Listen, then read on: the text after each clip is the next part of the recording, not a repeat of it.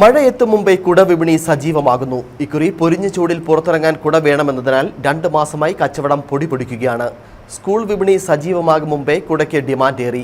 ബാഗിൽ കൊണ്ടു നടക്കാവുന്ന 2, 3, 5 മടക്കുകളുള്ള കുടകളുണ്ടെങ്കിലും സ്ത്രീ പുരുഷ വ്യത്യാസമില്ലാതെ കാലൻ കുടകൾക്ക് ആവശ്യക്കാർ ഏറെയുണ്ട്.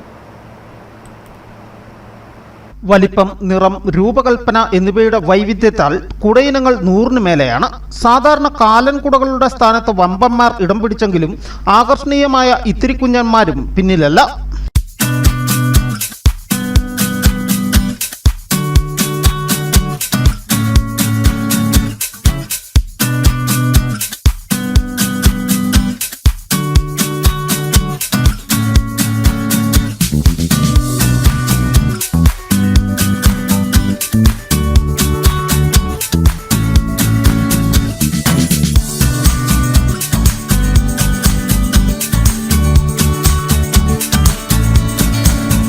കാർബൺ ലൈറ്റ് എന്ന പേരിൽ അടുത്തിടെ വിപണിയിലെത്തിയ പുതിയ മോഡലിന് 120 ഗ്രാമാണ് തൂക്കം.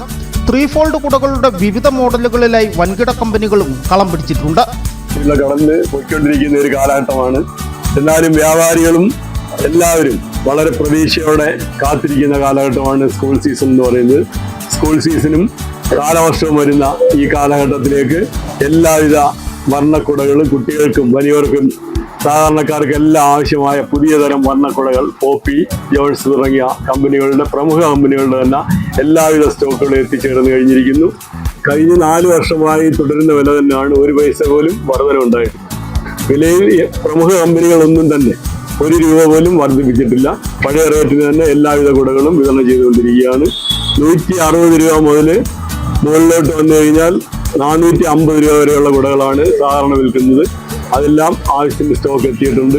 എല്ലാ കമ്പനികളുടെയും പുതിയ ഡിസൈൻ കഴിഞ്ഞ കാലങ്ങളിൽ കിട്ടാത്ത പുതിയ ഡിസൈനുകളിൽ വർണ്ണക്കുടകളെല്ലാം ധാരാളമായി എത്തിച്ചേർന്നിട്ടുണ്ട്.